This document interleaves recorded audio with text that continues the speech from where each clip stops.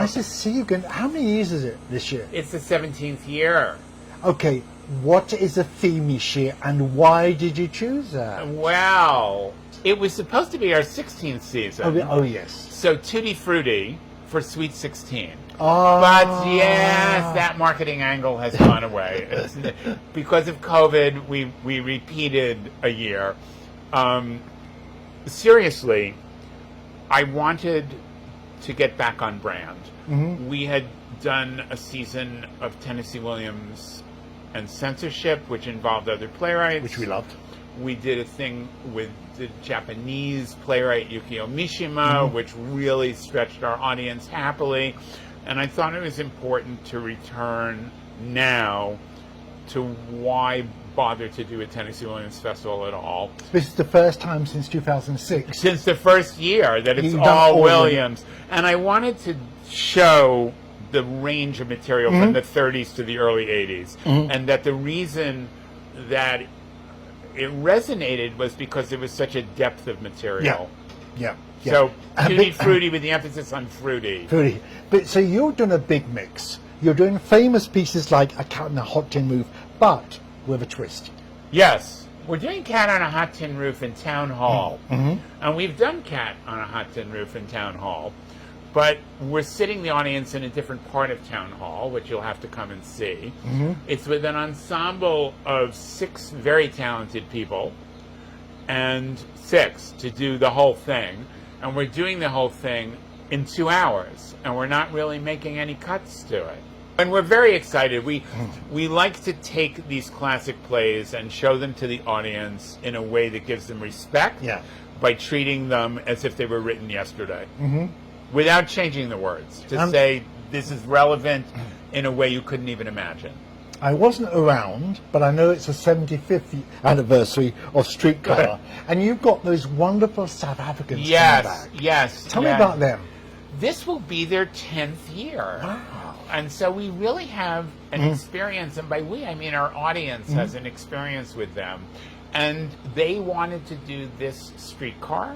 They had an idea of setting it 10 years after the action of the play, which I thought was interesting. Which is when?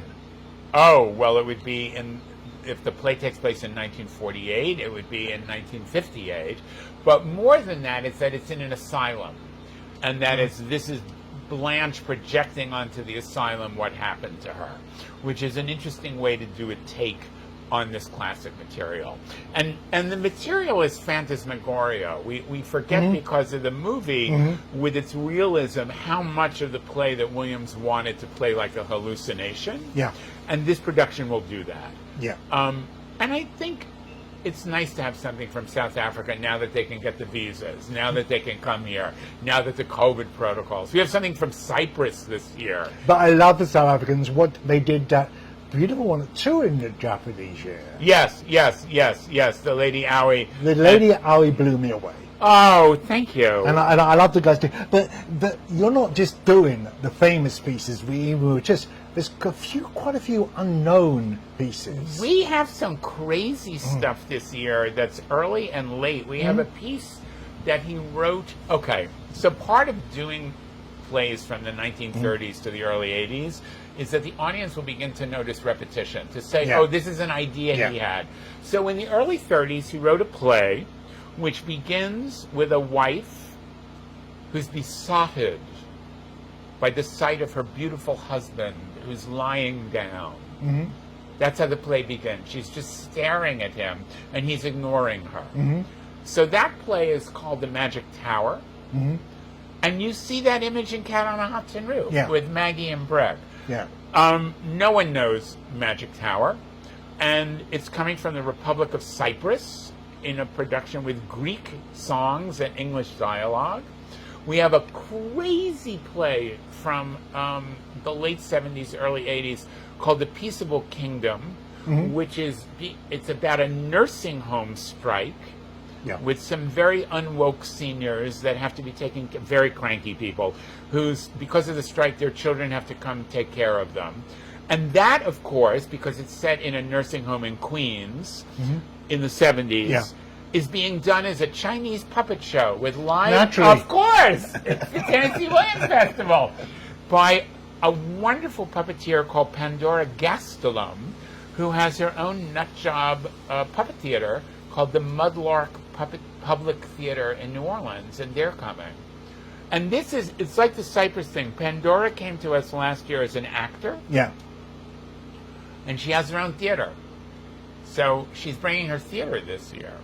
What's nice about the festival is we have a sophisticated audience who can put up with this. Experiments. Yeah, yeah. But so tell me about, I'm going to talk on Saturday to Amy Jo Jackson. She's singing away through this.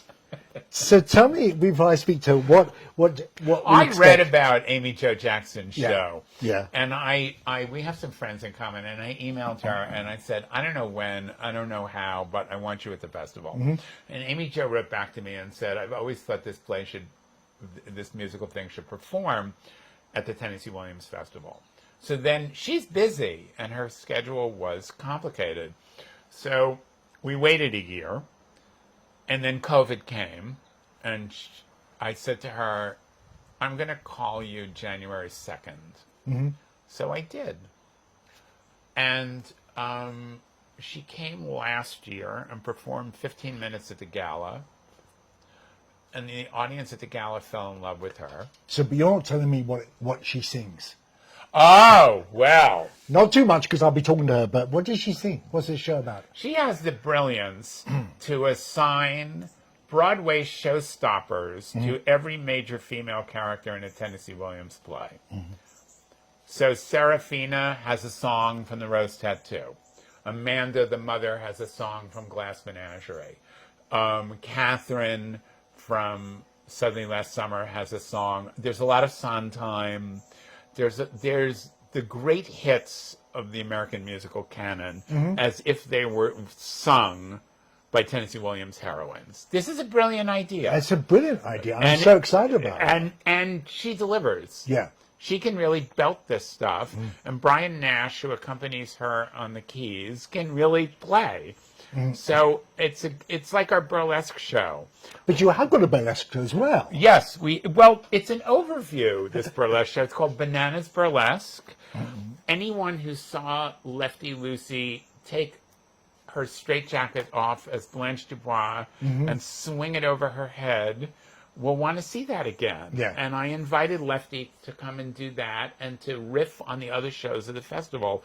So she is. And again, our audience liked what they saw, so I'm able to program more of it. Yeah, it's a very fine balance. You really respect his work, but you make it fun and enjoyable. It's not, you take the seriousness out of some of it, which is important. Thank you. No, and he has a bad reputation for being depressing, and he's not. He's life-affirming and funny, and he had a very wicked sense of humor, and I think that's appropriate right now. I'm trying to make people realize that it's not 5 plays. It's over 90 plays. And it's not gruesome, and it's not depressing. It's fun. Yeah. He would crack up laughing. If he was here today, he wouldn't be working. He'd be out there playing too much. Yes, yes. Well, and he's famous for going to see productions of Streetcar Named Desire and cracking up laughing at parts where the audience is crying. And I think now he would be joined in that laughter by the audience. Yeah, yes. So it's hard to pick one to go and see. You have to look at the whole program. Yes. And I don't want you to put you on the spot to see it, but you have got from the serious to the not so serious in it. I would say pick one of the classics. Yeah. See either Streetcar or Cat on a Hot Tin Roof.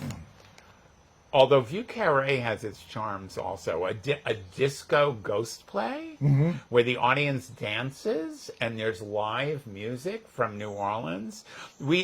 I would say pick one of the classics. Pick one from Vieux Carré, Streetcar, Cat on a Hot Tin Roof, and pick one of the experiments. Okay, we're going to run the dates after this and also the different venues around town. And we're thankful this year we're not going to the forest.